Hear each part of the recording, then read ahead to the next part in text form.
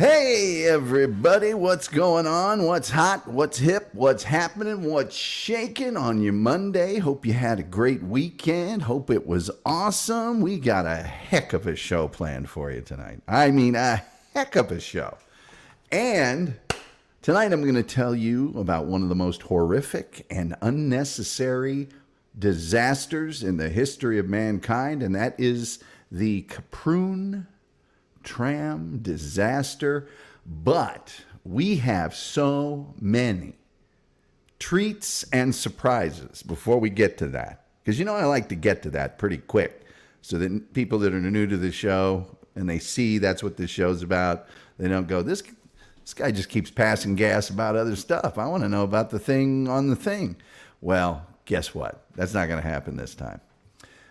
If you could like, share, subscribe, retweet, do all those things that are freebies, that are free and easy, I mean, we'd love it, because that helps the almighty algorithm. But also, we have super chats available because we are monetized now. And if you look at the bottom of the screen right now, you can see that you can turn on gifted memberships at youtube.com/@TomGullyShow /allow_gifts. And somebody might just give you a free membership to the Tom Gully Show. Yep, free as a bird, free as things that are free. Randy's here. He's the chef kicking back home. Is Terry Nee experiencing 89-degree temperature right now? That's what we call winter in Texas. The chef's kicking back home. Kicking it, I think is what the kids are saying. Jason Bardo X says, "What's up?" Hey, Jason, how you doing, my man? We got so many treats here. I'm going to tell you something. You do a show. A fella does a show. I'm a fella. I do a show. And you get to meet a lot of cool people. You also get to meet some real tools. Is Trevor still here? But you get to meet a lot of cool people. And I never, ever, ever, ever in my life thought I would be lucky enough to run into a dude like SG Fanboy.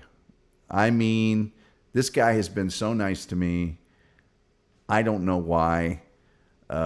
Maybe he's just a nice guy to everybody, but he has just really, man, I so appreciate SG Fanboy.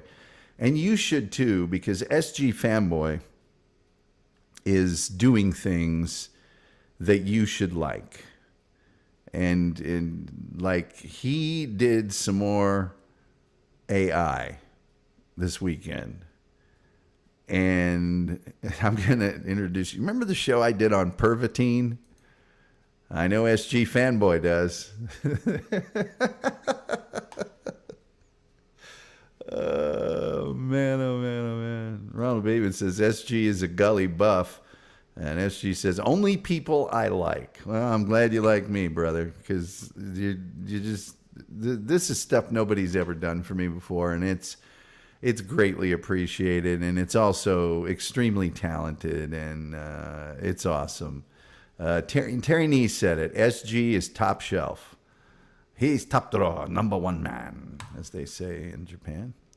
Now, this one here shows me he pays attention, because there I am. I used to actually look that way, by the way. I don't have the guns that I used to have, but I'll get them back. I'm getting them back. So he's got they call me Mr. Lucky. He's got the soccer thing, although looks a little Man City to me, but that's okay. And Nike. Where's mine? It's over on this other side. There, see, Nike. There's Arsenal badge. Arsenal badge. I'll show you when the screen's bigger. Here, Arsenal. There you go. Yesterday was St. Totteringham's Day. Now, some of you may be saying, what is St. Totteringham's Day? I've never heard of it before.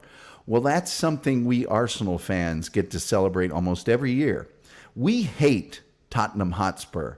That's our most bitter rivals. And I've heard Arsenal fans say, I hate Tottenham more than I love Arsenal. And I can appreciate that. Well, St. Totteringham's Day is the day that Arsenal mathematically clinches finishing higher in the league table than Tottenham. And it was doubly fitting this weekend because we got St. Tottenham's Day by beating Tottenham. So it's awesome. It's wonderful. And that might be my car. I mean, it's very close to the look of my car, which is a 2005 Jaguar XJ8 Vandenplas. Now, I don't think that's a Jag, but it does have the Jagish headlights, and mine is silver, and it looks it doesn't have the Jaguar hood ornament either, but man, that is so close and so wonderful. Now, in case you thought he was done, it's not done. He also knows of my deep love for all things retro. Now, I don't know who the original person was in this picture. I'm hoping it was Edward R. Murrow or some old-time radio guy. Or maybe it was just somebody AI pulled up. But that is so me. And I have like a salt and peppery gray suit like that. It's when I wear a suit, I look very 1940s.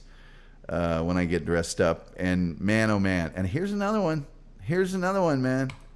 Looky there. Look at that. That is just, and in the board, look at the control board there is so me. Oh God, this is so awesome. The control board there and the microphone. I really need to get a mic more like that, really. But so that stuff is so awesome. Brett's Hollywood show says SG fanboy for deputy commissioner. I think he should be commissioner, but deputy commissioner. Why does a deputy commissioner sounds better than just commissioner? I have no idea. Randy says, have you heard about the soccer situation in Indy? Well, I know that the Indy 11 are a fine team, and they're playing in the USL. I know they're having a rotten start to their season this year, but they're usually pretty good. And I believe they're talking about building a stadium. That's all I know. I am a member of their supporters group, the Brickyard Battalion. I'll wear my Brickyard Battalion shirt one day. Good day, all, says Lyndon. Good day, Lyndon. Hungus Mungus says, everybody remember the TV show Titus? Looks like Titus. I do remember Titus. It's a comic, Chris Titus. SG says it's an AI. Okay, cool. So we don't have to define it. Hungus Mungus, Sven Dunkel says, this looks so Fallout. I don't know what that means. Evening, peeps, says Aku Mugen. Evening, Aku. And hi, says Hungus Mungus. Now, SG fanboy, really. It just really. And what would our show be without an update on whatever Aku's working on? Tonight I'm hunting an airbag code on a 96 Chevy I restored the body of. Send help. Oh, good luck with that. Hungus says, like the video game Fallout. Oh, I'll pretend I'm not an old man that hasn't played video games in quite a while. Hugh says, oh, hey, chat. Oh, hey, Tom. Oh, hey, you. Sunday Jenna is here. She says, oh, hey, Tom Gully. Hello, everyone. Oh, hey, Sunday Jenna. I like the new Sunday, the dessert Sunday, Jenna. Diane O'Brien says, good evening. Good evening to all of you in Shrewsbury, Shropshire. And, of course, Diane O'Brien will recognize an Arsenal kit when she sees one over there. I'm sure people are, wearing those over there. It plays in the 50s. Okay, Sunday Jenna. All right, now, as I mentioned many times last week in my awful, woe is me. This weekend was my last weekend at the big fancy radio station, and I got to tell you, it's probably my last full-time gig in, kind of full-time gig in terrestrial broadcasting, unless some crazy thing happens. It's probably it. And I started on the radio when I was technically 15, but getting paid for it when I was 16. So it's been, 44 years. And so it was a little sad, but I have something to play for you from my swan song. Hopefully you'll enjoy it. I'm hoping. I'm a-hoping. Let me see. I might have to turn my mic off for this so it doesn't double play. I don't know if I will or not. We'll find out here shortly, won't we? We will find out shortly. We'll find out. Okay, here. It's coming up. It's coming up. Hold on. Any second now. Come on. Chop, chop. Toot sweet. Licky toot. Let's go. All right. Ooh, that's not a long air check there. But here we are. Let me turn my mic off first just so it's not.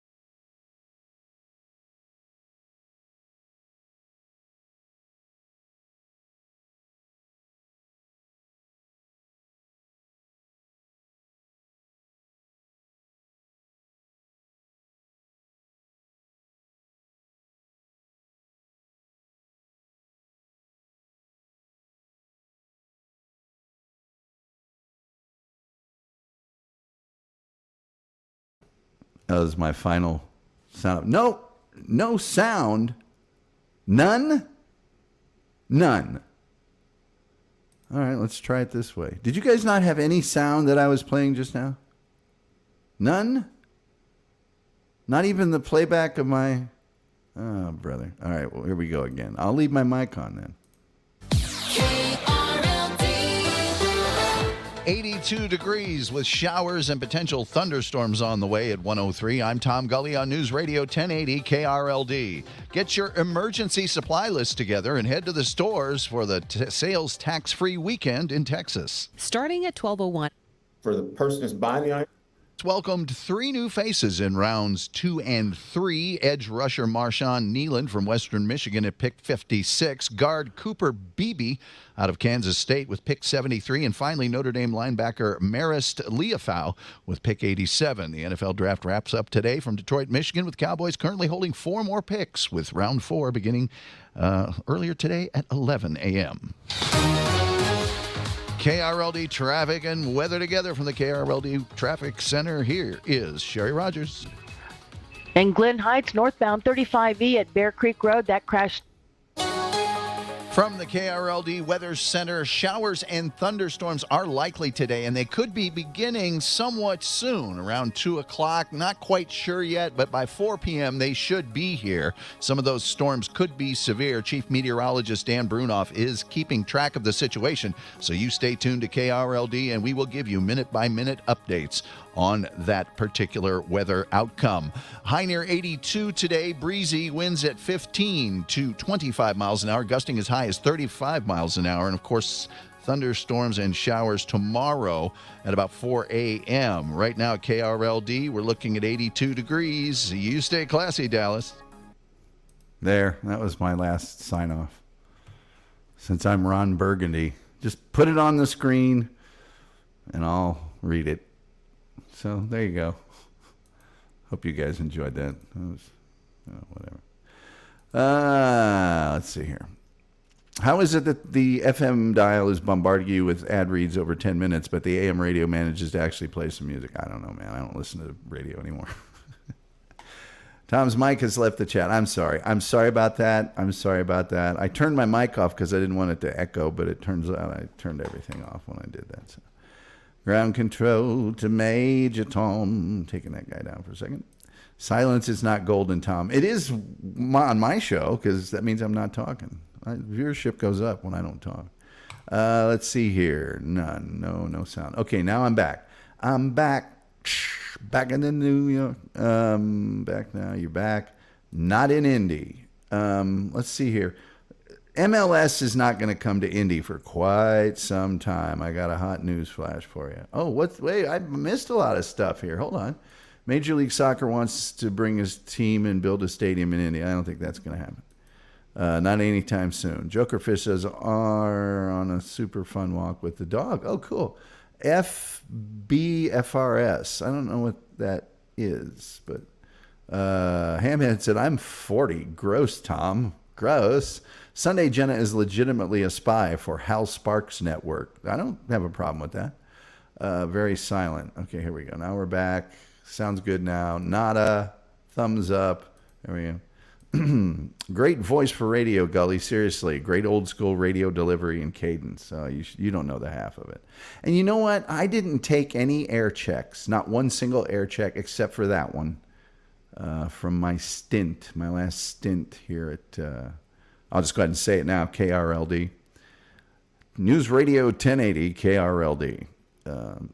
But I did, whatever. Hungus Mungus sounds great. Broadcast limiters. Well, a really good microphone doesn't hurt either. And yeah, the transmitter and the processors are great. Aku says, can't wait for your YouTube, Tom, to make drops of radio, Tom, for Super Chat membership. Let's see. I second that, Brett. I have some air checks from, 7 or 8 years ago, but I don't have... That guy sounded like you. Classic radio, man. Great idea, Aku. Yeah, SG Family, F big fancy radio station. You don't know the half of it. I'm not going to talk about that unless one of them makes a mistake and calls in here. What kind of mic were you using? RE20, I know a certain tech head who wants to know too. I was using an Electro Voice. I forget who makes the Electro Voice microphone. The old Electro Voice, it's a microphone about yay big. It's really big. And it's on a boom, and a lot of people point it toward themselves, and I never do that. I put mine right here. It's just to the side of the deal. And, Hungus Sven says, you should do commercials. I have done commercials. I could play my radio. Let's go back here. I haven't actually listened to this air check, to be honest with you. Radio Tom making drops of breaking news in the wide range of styles of yesteryear. Yes. This is P.H. Kaltenborn speaking. They always used to say, H.P. Kaltenborn. This is H.P. Kaltenborn speaking. They would always say, who is speaking? Like anybody cared. This is Tom Aircheck. Let me see here.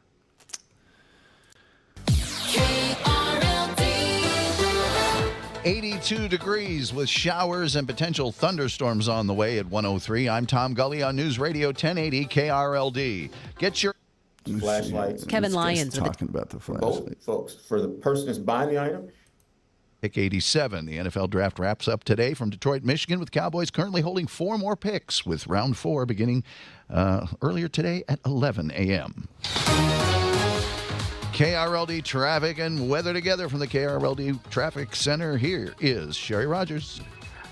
And Glen No, Heights you guys heard the Are whole likely thing. today, and they could be beginning somewhat soon, around 2 o'clock. Not quite sure yet, but by 4 p.m. they should be here. Some of those storms could be severe. Chief Meteorologist Dan You guys- Brunoff is keeping track of the situation. Ronald's got it. You guys don't remember the... what did you think of my sign-off? So you stay tuned to KRLD, and we will give you minute-by-minute updates on that particular weather outcome. High near 82 today, breezy, winds at 15 to 25 miles an hour, gusting as high as 35 miles an hour, and of course, thunderstorms and showers tomorrow at about 4 a.m. Right now at KRLD, we're looking at 82 degrees. You stay classy, Dallas. Anyway, I got a big kick out of it. You're not allowed to do things like that on the big fancy radio station. What are they going to do? Fire me? Let's see. I would say Electro Voice, Radio Tom making drops of breaking news in a wide range of styles of yesteryear. Flash. They also you said Flash. It started off with Flash. Ronald Bateman says angle means less plosive. Sounds like an RE20. Well, it's an Electro Voice. Don't know what that is, but Achtung, Achtung, Cool Mugen says, recently seen a reel of someone who had a carbon mic from the transatlantic era. Wild when you look at it. Thought it was a metal Dreamcatcher. Well, those ribbon mics are great, but they're super delicate. And the mic that I use, you could hammer nails with, I'm pretty sure. Talking tech, and I am forgetting to proofread. Ron Burgundy. Yes, Ron Burgundy. Stay classy, Tom Gully. Terry Nee says, ever work with Edward R. Murrow? Yeah, we were over in London. He was chain smoking cigarettes.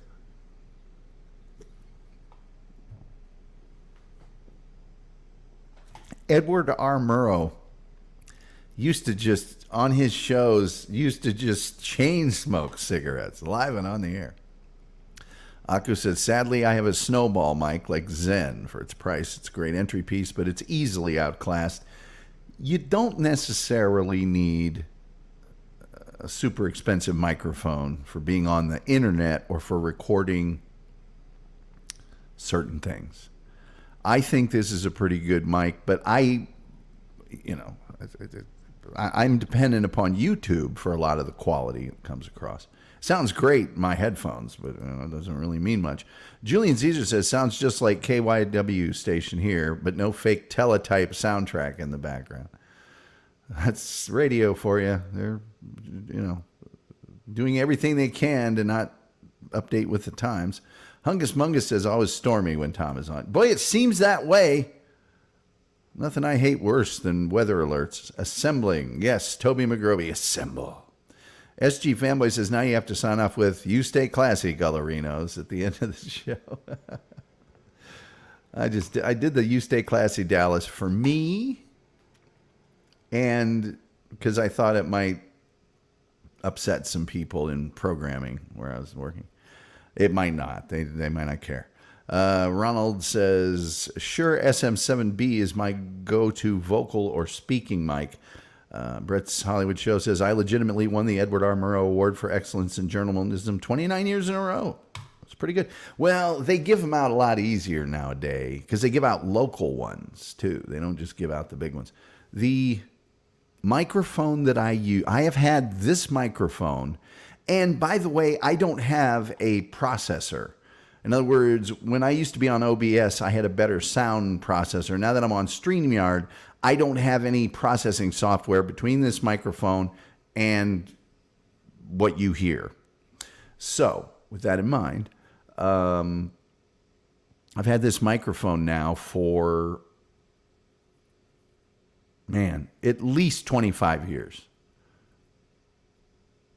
I may get a better one here coming up, but I think it's doing okay. You could have said, good night, Gracie. I could have. I didn't think of that. Aku says, the baffling has a habit of sticking, causing the fuzzy overmodulation sound without the volume. Its plastic body covers far too much to properly capture. Well, just get yourself. This is a Behringer B1. I think you can get it for maybe $130, $150. For a long time, it was $99. Now, it comes with a case and a boom and some other things, and it is a fine condenser mic for most internet things, podcasting and stuff like that. When I podcast, I can take whatever's recorded and I can sweeten it up, bass, mid-range, and do all those things. This is just going out there. And so at some point, I might try to make it sound better, but then again, I may not. Shuley wore his Liverpool jersey today, and that's what made me want to wear one of my many Arsenal kits. So I better open my thing. We better get to this. Don't fix it unless it's broken, Tom. Well, it could be broken. I got no idea. Let's get to my thing. Oh, by the way, there's a Dr. Pepper cream soda, 0. Went to the grocery today. Let's see here. Kaprun disaster. Kaprun. Anything with the word prune in it is part of the name is not good. Let me tell you, Wait, hold on a second here. Let me go through a couple of these real quick. I have a Razor mic and I haven't had a chance to set it up. Seems whenever I offer voice work to channels, they seem to fold shortly after. Well, just keep offering it, brother. Ronald J. Bateman says, I listen through studio monitors. You sound pretty good. Well, and I may get here and overmodulate, and I may get back, and it's hard to say. It's hard to say. I'll get a sound processor in between when I get a new computer. SG Family says, Mr. Doodle, behave, buddy. I have Mr. Doodle on mute, so I don't see or hear anything he says because he just annoys me. Dr. Pepper cream soda again. I'm jealous. It's so good. Walmart. Got it at Walmart. Julian Zezer says, around here we have a sugar tax, even on sugar-free sodas. I'd like to try some of the Dr. Pepper flavors, but the stuff's expensive. Well, I think you're worth it, Julian. I do. Look for coupons and also watch for sales. Sometimes you can save, if you buy 3 12-packs, you save money. If you don't, then, but you got to really stock up if you do that. So, the Kaprun disaster. I think I owe you folks a picture. Let me just tell you about the Kaprun disaster. Some of you may know of it, some of you may not. But basically, I don't usually do this, but I'm gonna, because this may not be as well known here in the United States. On the 11th of November 2000, a fire in the tunnel of the Kaprun to Funicular, which we know as a tram, really. It's a cable railway system that is on a steep slope, okay? So the carriages, the trams themselves, counterbalance each other in a funicular, all right? So the one at the top comes down and pulls the one at the bottom up. See what I'm doing with my hands here? I'm either a robot or I'm the lead singer of Lake Street Dive. And this fire killed 155 people. And it's one of the most horrific and unnecessary disasters of all time. And these people were skiers, most of them, on these two. I'm going to call them trams because it's just, funicular sounds a little too much like funnel cake or so. It's just a silly word. But they were going to the Kitzstein Glacier to ski. So another reason not to go skiing. The Kaprun to Tram Railway opened up in 1974, and it ran from Kaprun to the Kitzsteinhorn, so the town of Kaprun, up to the glacier. And it was updated in 1993. It had an unusual gauge of track, okay, and length. It was like 12,800 feet, 10,800 feet of which was inside this tunnel, okay? And the train ascended and descended on a slope of 30 degrees, which is kind of steep. And it went about 16 miles an hour. Didn't go super fast, nor would you expect it to. And so 2 trains ran simultaneously, and there was a section about halfway where they would pass each other. So the tunnel terminated at the main reception center called the Alpen Center. I think I have a photo of that coming up here. No, actually the Alpen Center is behind me. And this is the Alpen Center, the welcoming center during the fire. Hold on a second. Yeah, black smoke billowing like crazy. Okay, so that's where it ended up. And that's where the motorized winch was that drove the trains, that lowered and raised them, was a very low voltage electrical system. And some hydraulic tanks were on board for brakes and for doors. And each train had four passenger compartments with a capacity of about 180 passengers. And there was a conductor's cab at each end, and the conductor switched ends as the train traveled up and down. All right. So there was a little cab in front where the conductor was, that he could, go back and forth or do whatever he needed to do, or brake or open the doors or whatever. That was his little area. So on the 11th of November, 2000, shortly after 9 in the morning, 161 passengers and one conductor boarded the train for the slopes. So the train unexpectedly stopped 2,000 feet into the tunnel. So it already had traveled 2,000 feet. It goes 2,000 feet, and then the tunnel, 2,000 additional feet. Some minutes later, the conductor reported a fire to the control center through the radio system and a failure to open. He tried to open the hydraulic doors. They wouldn't open. The conductor then lost contact with the control center because the fire had burned through the power cable running along the track, and that caused a power blackout, not just for the train cars, but for the entire ski resort. So this fire is going on, and the passengers are attempting now to get out of the train because they're being roasted alive, and they try to shatter the shatter-resistant acrylic windows. These windows were deliberately made to not shatter in the case there was an accident or one of the cables broke or something of that nature.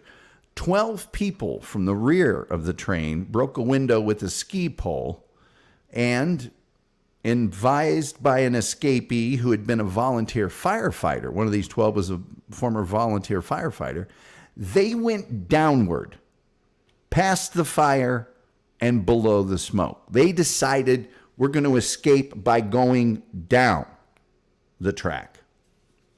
Many of the trapped occupants lost consciousness due to toxic fumes.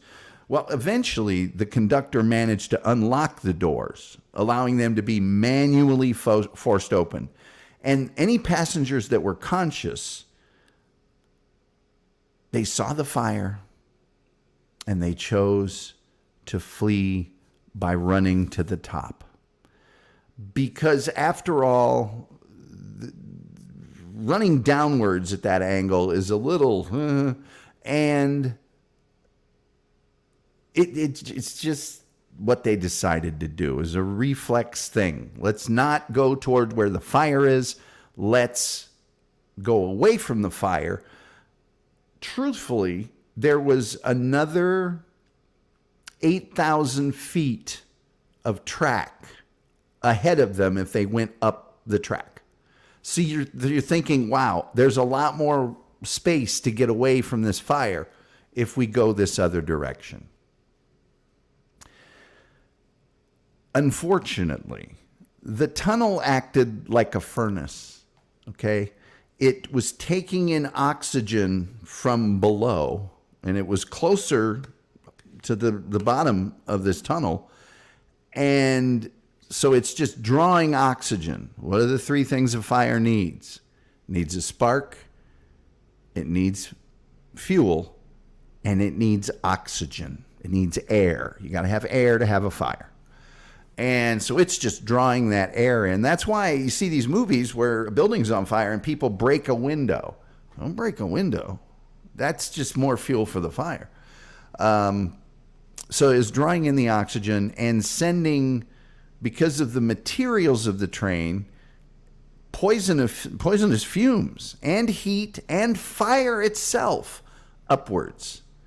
The conductor and every single one of the passengers who tried to ascend on foot died by asphyxiation and were burned. The conductor And the sole passenger, there was only one passenger on the second train, which was coming down the tunnel. Remember, I told you the two trains were cantilevered. That's what funicular means. One goes up, the other comes down. And they're descending down the same tunnel above the burning train. They also died of smoke inhalation because all of that poisonous fumes, everything else, heading straight for them. The smoke rose into the Alpen Center, 8,000 feet above. Two fleeing workers in the Alpen Center alerted employees and customers and escaped via the emergency exits. They left the exit doors open, however, and that just contributed to this chimney effect. All except 4 people escaped the center as it filled with smoke. Firefighters reached the center and revived one of the 4. The other 3 were dead. The official inquiry determined that this is where it gets really awful here, and I'll show you some pictures that are also really, really awful. There's one of the trains. The official inquiry determined that the cause was the failure, overheating, and ignition of a fan heater in the conductor's compartment, which was not designed for use in a moving vehicle. Okay? So this fan caught on fire. It was overheated. That's all that happened. But it wasn't a fan for the inside of a vehicle, where catching on fire is a big problem. A design fault caused the unit to overheat, in turn causing the mount for the heating element to break off. So the mount breaks off, and that heating element jammed against its casing and caught fire. A slow leak of flammable hydraulic fluid, which had just been there sort of dripping. It's one of those things people probably, it's not going to hurt anything. Well, that was ignited, and it melted the fluid lines, further feeding the flames. And that loss of hydraulic pressure applied the brakes. The hydraulics keep the brakes open, okay? And without the hydraulic pressure, if you wanted to brake, you do the switch and it would take the hydraulic pressure off and the brakes would clamp down. Well, when those lines got burned through, the brakes, boom, on, and they also disabled those doors. So now you're stuck in one place, and I'll get to another part of this, which is really bad. Well, I'll just tell you right now. When the power went out, the lights went out. And now you're in complete dark except for the fire. It is pitch black. That whole 2,000 feet and the 8,000 feet above you, pitch black. You can't see anything. Not a thing. Plus the smoke, you're basically blind. Okay? The structural flaws of the trains, especially the lack of safety mechanisms, also played a role. Fire extinguishers in each unit were in the seated attendance compartments, but those were out of the passenger's reach. There were no smoke detectors. There was no cell phone reception in the tunnels, meaning the passengers had no way to contact anybody. The designers had a perception that fire couldn't occur in one of these cabins because it had never happened before. The train complied with area safety codes, which didn't address the systems that were installed in the upgrade they did in 1993. The onboard electric power, hydraulic braking systems, and fan heaters intended for domestic use. These were not intended for industrial, high volume, up, down, 10,000 feet each way. Weren't designed for that. Up a steep grade, they were for domestic use, for sort of passenger type stuff. And that also increased the likelihood of the fire. Now, in addition to those who escaped from the Alpen Center and the person that the firefighters revived, 10 Germans and 2 Austrians escaped from the burning train by descending past the fire. Descending. Those 12 people. 19-year-old German freestyle skier Sandra Schmidt was one of the victims. At the time, the reigning women's dual moguls world champion. Yeah, unfortunately, she was on on the tram. This thing was not reopened and was replaced by a gondola lift, a 24-person Jet 1, what they call a Funicular. It's the same principle, only it's a gondola. It's hanging from wires. They don't go through a tunnel. They have those giant stanchions, and they go from one to the other like an amusement park sort of thing. The stations were abandoned. The tunnel has been sealed. The track remained in place for over a decade until it and the supporting structure below the tunnel were removed in 2014, leaving just a gap in the trees where it had been. On the 19th of February 2004, Judge Manfred Seiss acquitted all 16 suspects, including company officials, technicians, and government inspectors, saying there was insufficient evidence to find them guilty of criminal negligence. In September 2007, the public prosecutor found the manufacturer of the electric heater was not responsible. So that is how these poor people perished. I mean, you're going 16 miles an hour. You're traveling up a 30-degree grade. You've got all your ski equipment with you. You're having a good time. You're chatting. There's light. There's oxygen. Everything's wonderful. Everything's wunderbar. Suddenly, the train stops. The doors will not open. You're in the dark, and a fire is consuming the tram that you're in. Okay? Those 12 people busted the window out and back and descended past the fire. They survived. The rest of the people, when the conductor made it possible to manually open the side doors, tried to go upwards. And that was a fateful decision. The terror, the confusion that must have existed is just enormous. There's some more of the disaster. Here is some of the medical folks that arrived to try to save anyone. It's one of these disasters where there weren't a lot of survivors. You know, there weren't a lot of people that survived. And I just wanted to show you this. This is a picture of the inside during happier times, and that's a picture of it when lit. Imagine that with no lights. Yes, the burning train provided some illumination, but you also have to remember that tunnel filled up with smoke, black, poisonous, lethal smoke, so fast you just would not have known where you were going. You wouldn't have had any clue as to where you were going. So, yeah. 150 some people died. So there you go. That, ladies and gentlemen, is the story of the Kaprun Funicular disaster, or tram disaster, if you'd like to call it that. And now, let's get to your chat, shall we? Now, let's get to your chat. I just thought of the KRLD news time is 11:54. Ching ching. Cash register noise. That means it's time to check your money. All these old hokey. I'm surprised they didn't have a slide whistle on that station. Let's see here. Don't fix this. Is broken.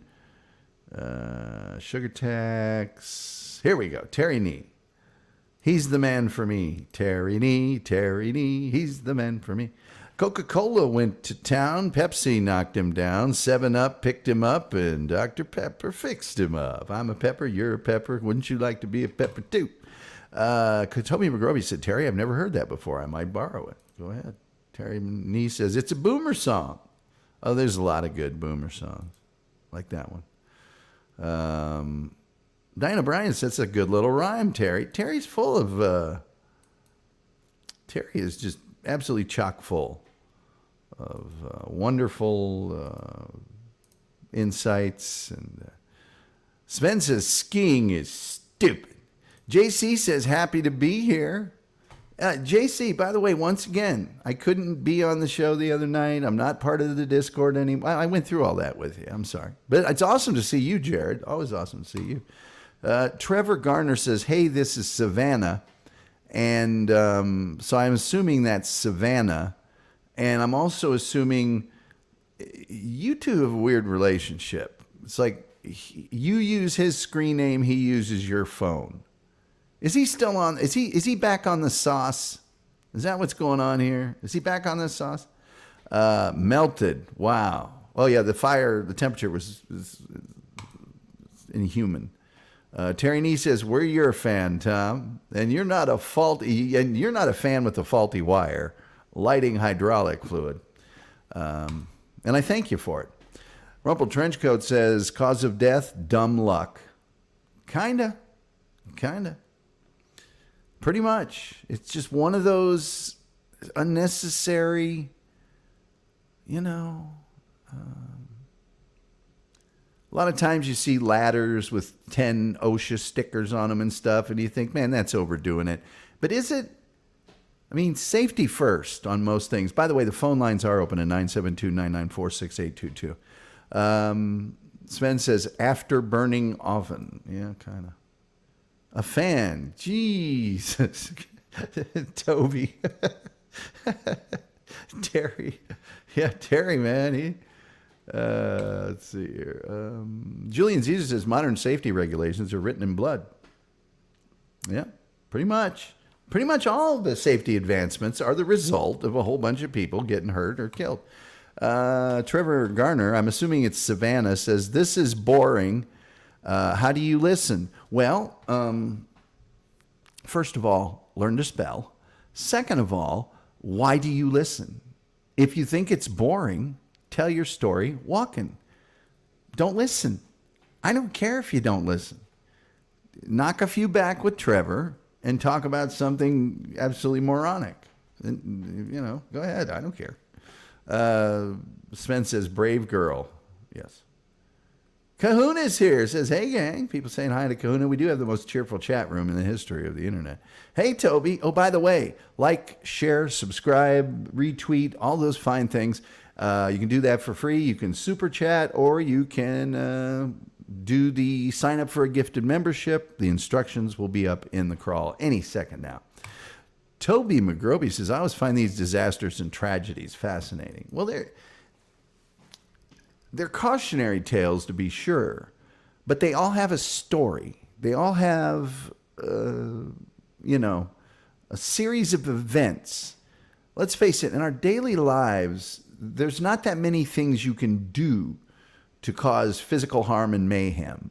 All right, it's got to happen in a sequence of events, and there's got to be a reason for it. There's got to be.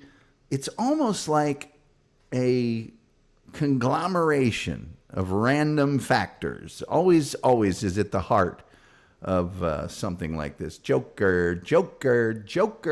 Terry Nee says, "Full of it." Me or someone else? Maybe. I'm answering for myself.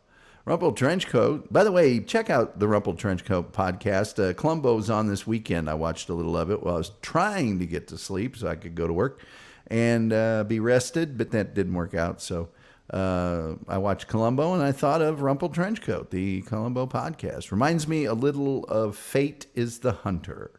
A little bit. Diana Bryan says, "Thank the Lord, I've never, ever felt the need to ski." Me neither. And I've been skiing. But I do crazy things for ladies.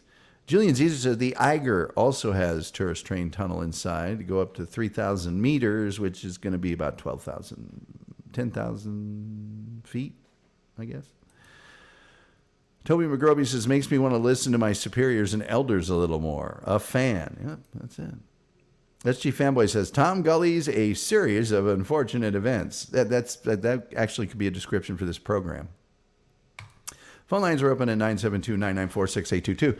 And I'll just wait until about 3 minutes before the show's to end, and then Trevor will want to call because he's very inconvenient.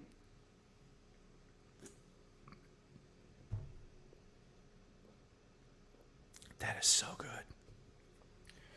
I got to say, that is so good. Toby McGroby says, "I wonder if they had heavy ski boots slowing them down too." They might have. You can't run on those on this terrain, gravel and those steep stairs and the side of the wall and cables and let's see, remove. Which Columbo was it last night? It wasn't last night. It was Saturday night. It was Friday or Saturday night. And it was one of the movies because he was older and the sets and stuff were newer. Sorry. Which one was it? It was one of the movie Columbos. I can't remember. I mean, I turned it on and then I fell asleep. I couldn't. Let me see here. I'll tell you which one it was. Hold on. I'll tell you which one. I'll tell you which one it was. Rumpled, you will know this one. Two of my favorite Columbo episodes. One of them is Eddie Albert plays a military guy who's the villain. And the other one, I want to say,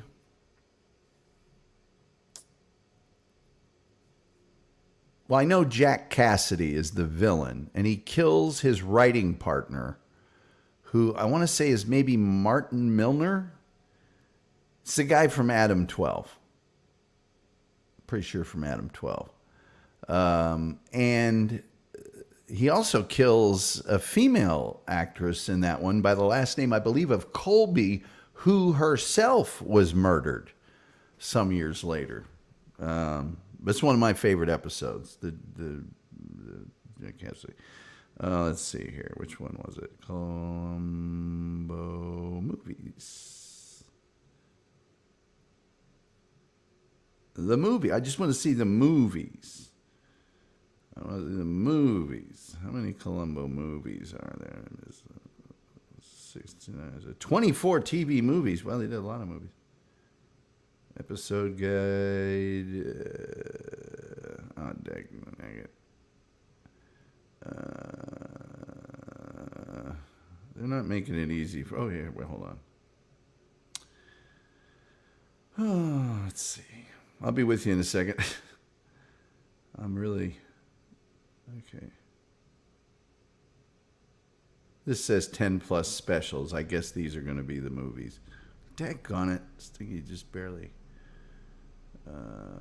Let's see here. Okay, here we go. It was...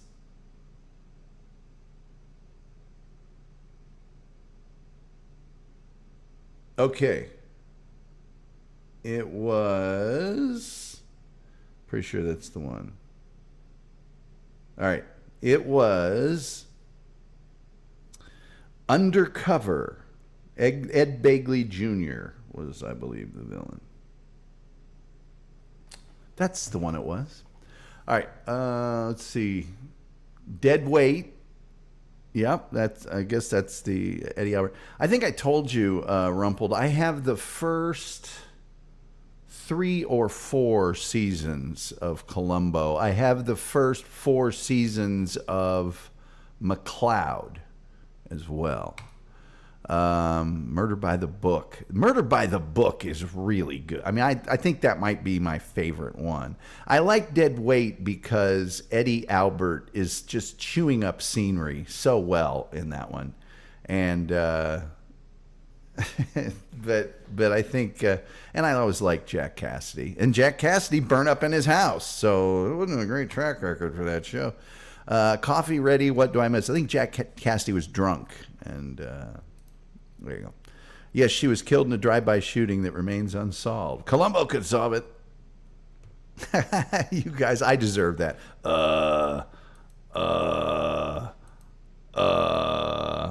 Chris, let me tell you, Chris, I don't think people, you just can't, in this day and age, you can't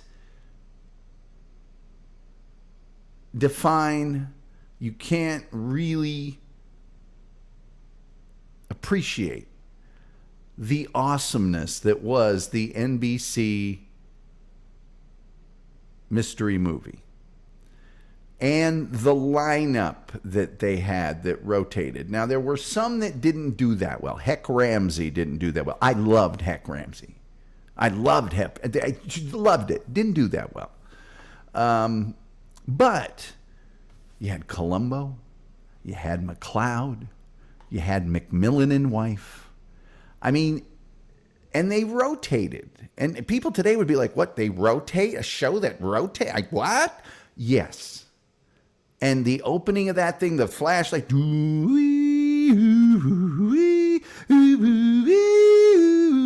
Oh, so good.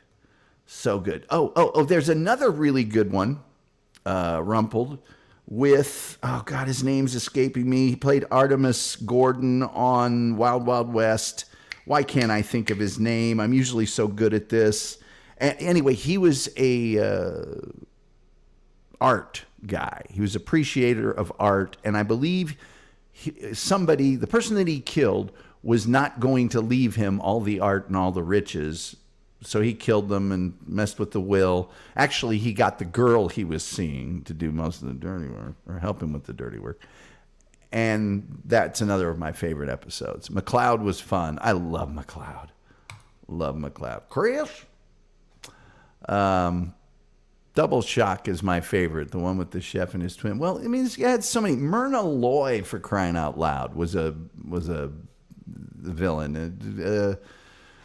Ray Milland was on the show. I don't think he was a villain, though. And Rumpled's right. I like it when they play against type, like Eddie Albert and Dick Van Dyke being really vicious. I think, another one of my favorite ones was when Robert Culp was the villain. Oh, that's such a good one. Yes, Rumpled, true. Say goodnight, Gracie. Goodnight, Gracie. The mystery movie Wheel was just the best. It really was. I would do it if I could whistle better.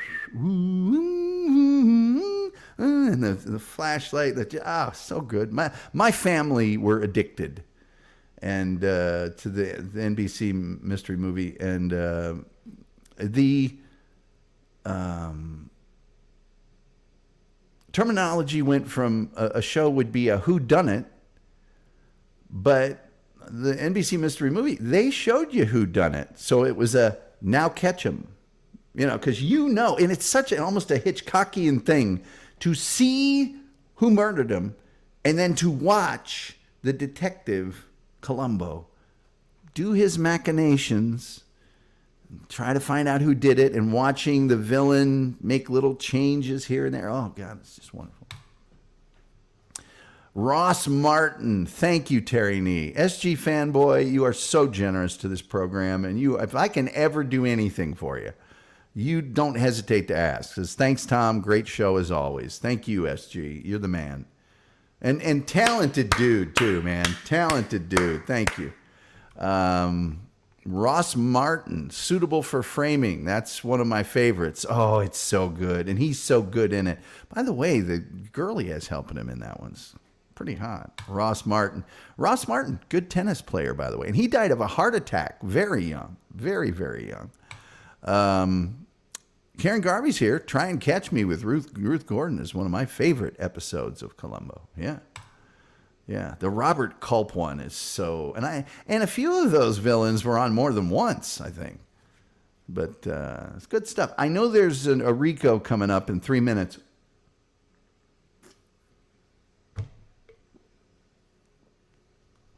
So I'm closing the phone lines.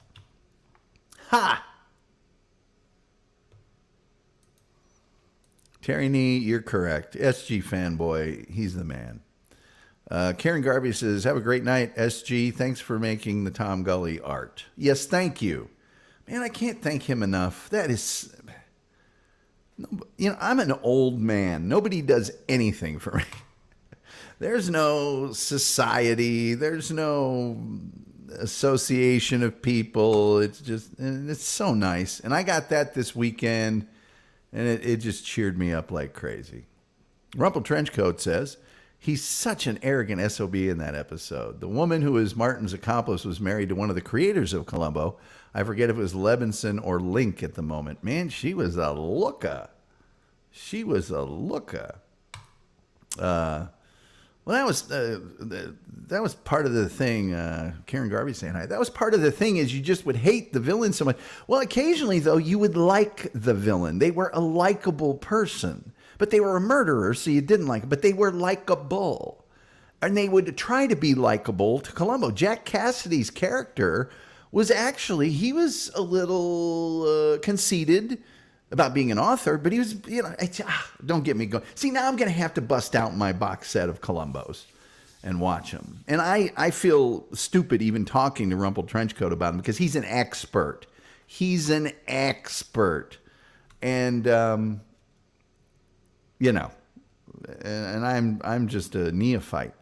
SG Fanboy says, don't worry, Tom. One of these days, Joss and Kim Johnson will show up and you'll forget all about me. I don't think so.